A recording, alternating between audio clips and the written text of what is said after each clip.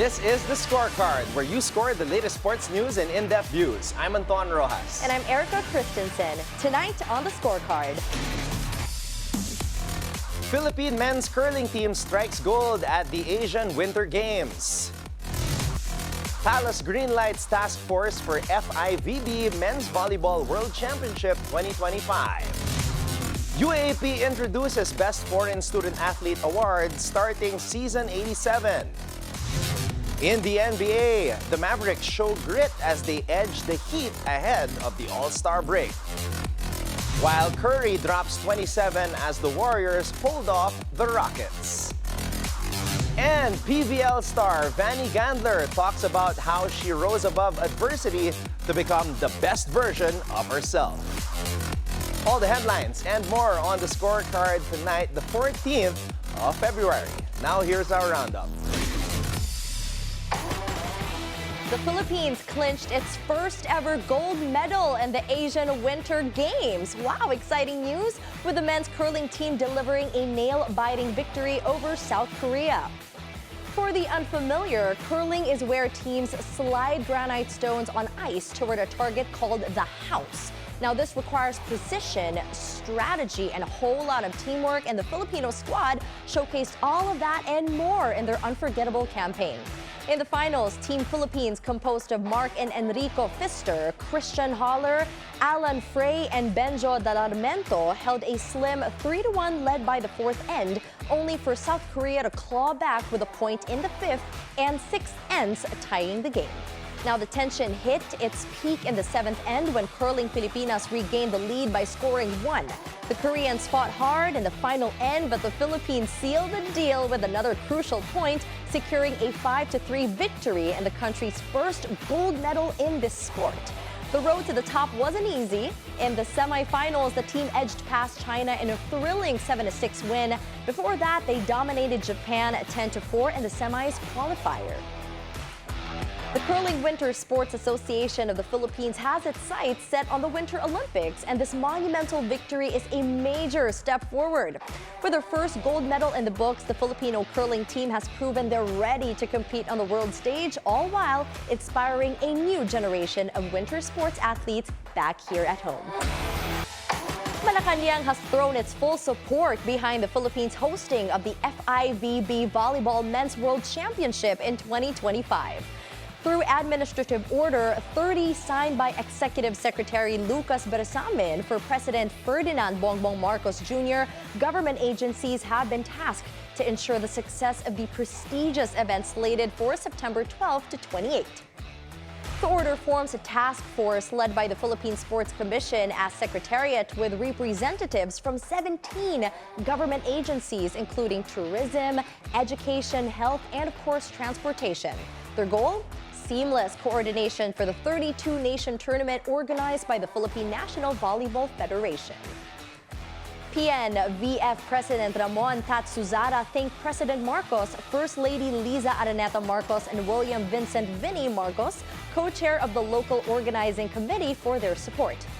Now, the matches will be held at the Smart Araneta Coliseum and SM Mall of Asia Arena. The Philippines in Pool A will battle Iran, Egypt, and Tunisia, while defending champion Italy leads Pool F. Other groups feature volleyball powerhouses like Brazil, the USA, Japan, and France. The UAAP is shaking things up by introducing the Best Foreign Student Athlete Award across all sports starting season 87, as announced by Executive Director Attorney Rebo Sagisag. Under this new policy, if a foreign student athlete tops the statistical points in a sporting event, they will be recognized with the Best FSA Award, while the Most Valuable Player title will be reserved for the best performing local or homegrown talent. Now, with this move, the UAAP aims to spotlight talent from all backgrounds while celebrating the contributions of foreign athletes alongside homegrown stars. In the NBA, the Dallas Mavericks overcame the Miami Heat, securing a hard-fought 118-113 victory at the American Airlines Center.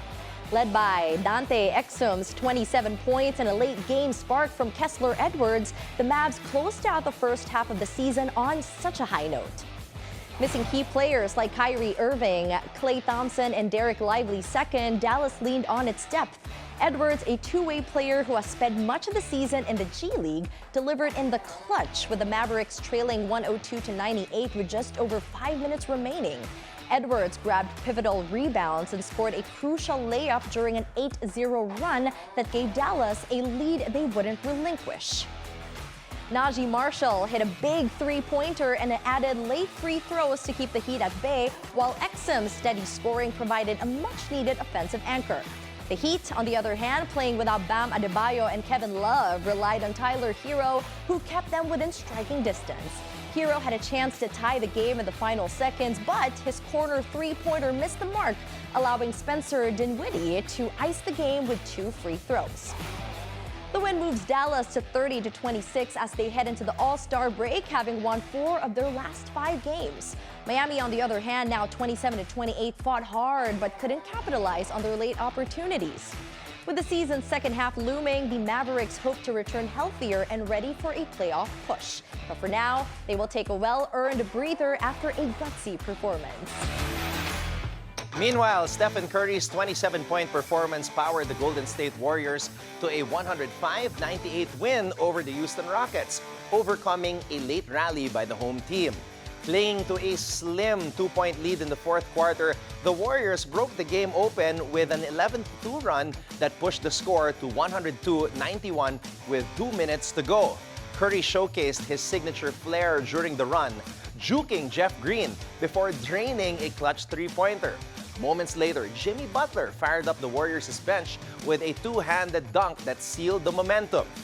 Golden State had led by as many as 24 points, but Houston's backups injected life into the Rockets' offense. Frustrated with his starters, Coach Ime Udoka benched Jalen Green, Alperen Sengun, and Dillon Brooks to start the fourth quarter. In their absence, Nate Williams, playing in just his 6th game this season, helped ignite a 16-6 surge, trimming the deficit to 88-86 with 7 minutes left. Now, despite the comeback effort, Udoka opted to stick with his reserves down the stretch. Aaron Holiday led Houston with a career-high tying 25 points, but it was not enough to prevent the team's 7th loss in their last 9 outings. The Warriors, now heading into the All-Star break, will look to build on this gritty victory as they push to climb in the standings. Now, for the Rockets, the loss underscored the challenges of consistency as they continue to retool. Now, here are other results from around the NBA.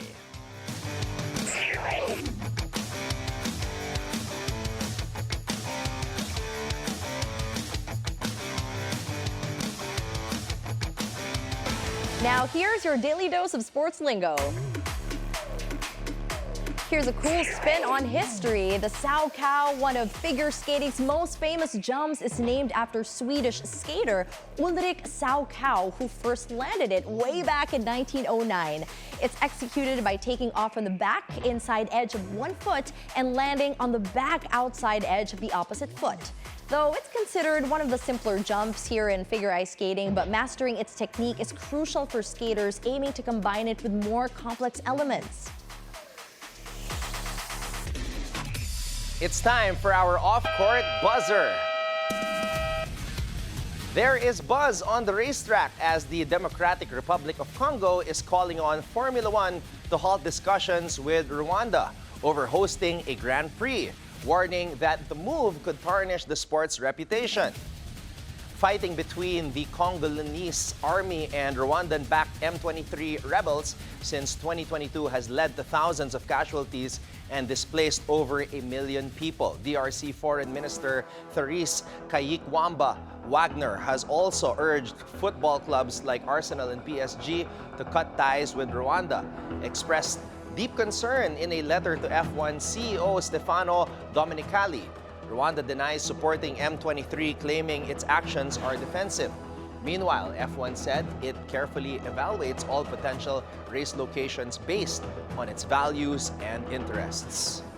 President Paul Kagame expressed Rwanda's interest in hosting a race during an F1 gala last December, while South Africa, which last hosted an F1 race in 1993, is also vying for a return. As F1 considers its next African host, the sport faces pressure to avoid stepping into controversy. When we return, PBL star Vanie Gandler talks about how she overcame bashing during the start of her volleyball career and her idea of a perfect Valentine's date. So watch out for that right here on The Scorecard.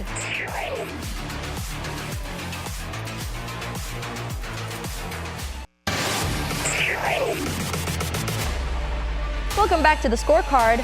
For PBL star Vanie Gandler, the journey to being on top of her game has been one epic struggle. That saw her come out tougher and stronger. Now, how did she do it? Anton brings you her story and more. For this special episode of The Scorecard, we are here with one of the top scorers right now in the Premier Volleyball League, former Ateneo Lady Eagle and now Cignal HD Spiker, Vanie Gandler. Vanie, thank you so much for your time and welcome to The Scorecard. All right, Vanie, checking your stats. Right now, you're leading Cignal in scoring, averaging 13 points per match, top 10 in the league in scoring. Do you believe that this is the best version of Vanie Gandler that's ever been since you started playing volleyball? I guess I have much more experience now with leadership and the national team, so I'm pretty sure I've picked up a lot since college. Growing up, Vanie, who were the players that you looked up to and inspired you to play volleyball?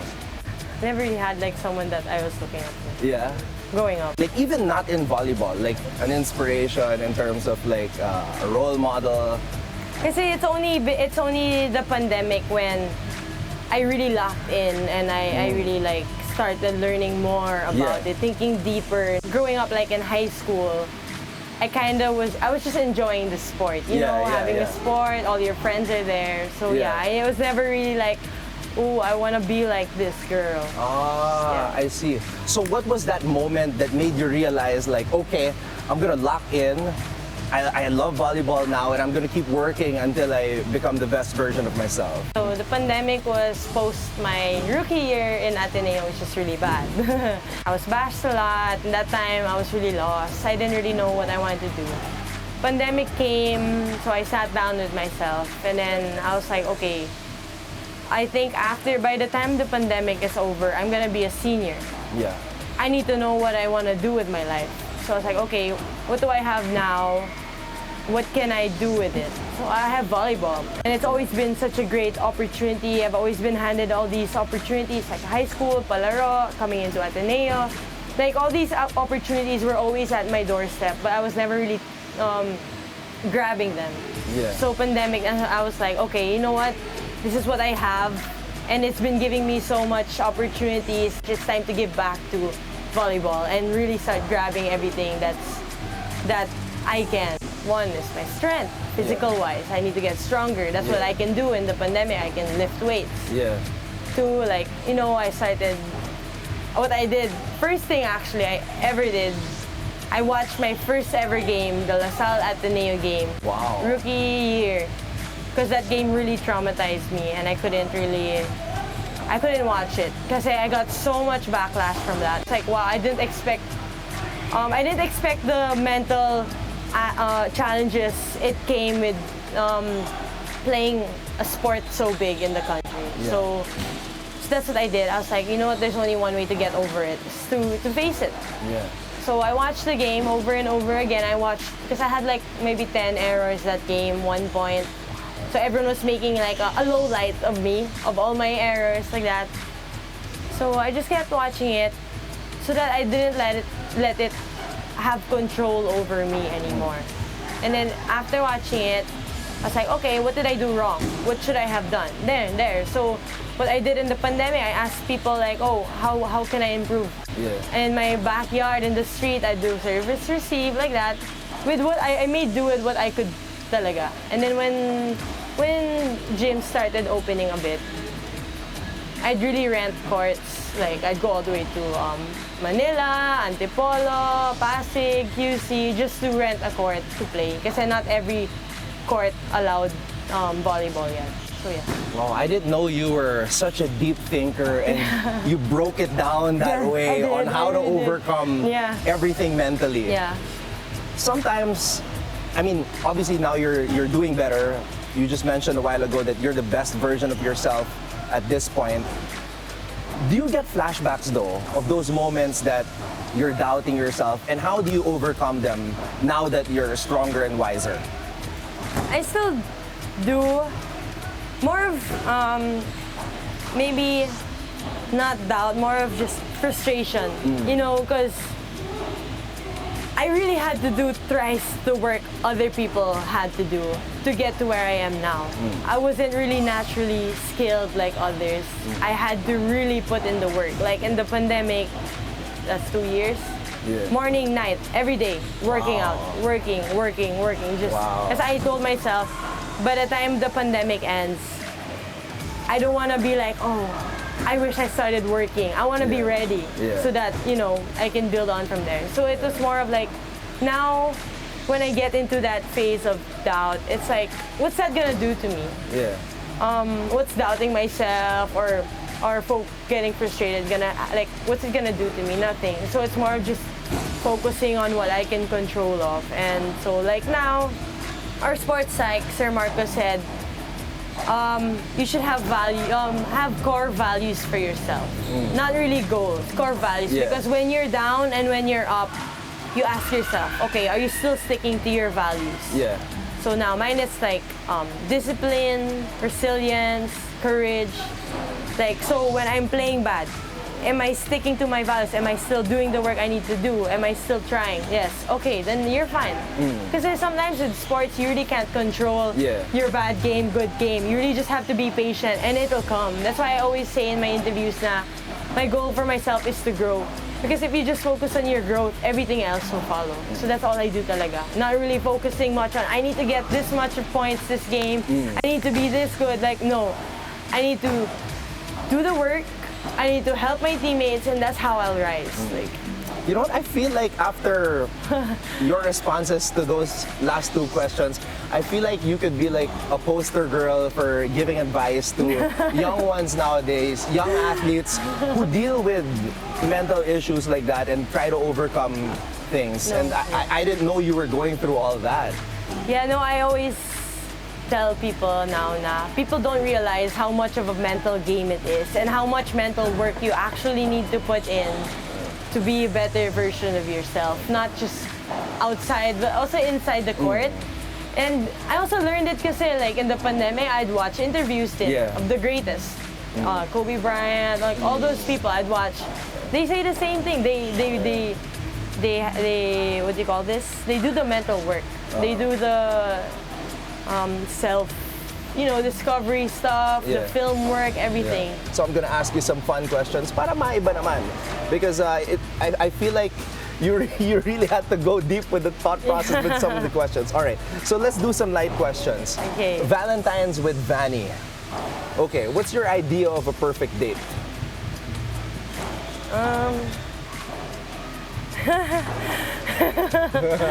I'm not very picky, so I'd appreciate anything, honestly. I'd appreciate maybe a perfect date, sunset view, maybe sunset view. I love sunset. Yeah, okay, so you're a beach person. Yeah, beach, nature. All right, dream destination. I really want to see the Northern Lights.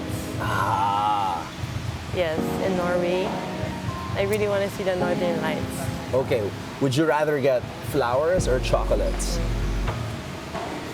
I think flowers now. Favorite dish? Oh, that's hard. I love food. I eat anything. I'm not a picky eater. That's really hard. Depends on my mood.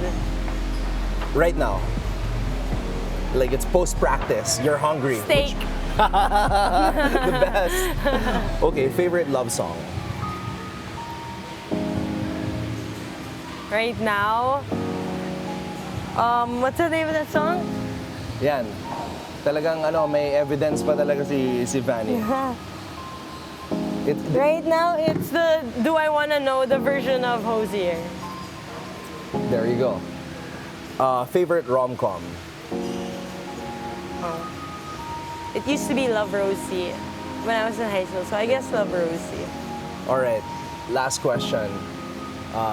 Fill in the blank. Valentine's with Vanie. Love is blank. Non-acceptable. Love is everywhere. Love is everywhere. So there you go. On that note, we'd like to thank Vanie Gandler for guesting here on the Scorecard. Vanie, congratulations on everything you're doing, all the accomplishments, and all the best moving forward with Cignal HD. Thank you so much. And because it is Valentine's Day, I can't let this episode pass without throwing some questions to Erika. Erika, favorite rom-com? Favorite rom-com? Yeah, cue in the music. There we go. Set the mood. Emily in Paris? Emily in Paris. Just because we were talking about it so earlier. Series. Yeah. Okay. Yeah. Favorite love song? Uy, kinakabahan ako. Yung kay Mario. You Let should me let me love you. Okay, last. Okay. Complete the sentence. Love is... Unconditional. That's deep. That's it. That's deep. Ethan Lee, I hope you're watching. Better take note, brother. All right, when the scorecard returns, we will look into the next NBA matchups so you can keep your eyes on the prize.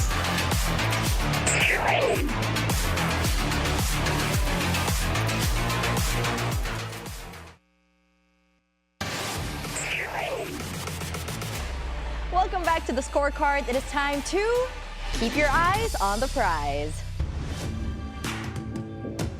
As usual, Anton will break down the upcoming matchups to deliver key insights that might just give you the edge that you need to stay ahead of the game. So, just like Erika said, let's break down some of the matchups and go to the Pacific Division because something about this whole thing feels a little bit off. The Lakers are penciled in as the clear favorite, but are we really just handing them the division? Like, are we that sure? Let's look at who we have here. We have the Clippers, we have Golden State, and of course, LA. I get it. LeBron is 40, yet he's still putting up absurd numbers. Now he's got Luka, a guy who plays like 2006 LeBron with a step-back three. The fit seemed questionable on paper, but in reality, it's been seamless. They are picking apart defenses.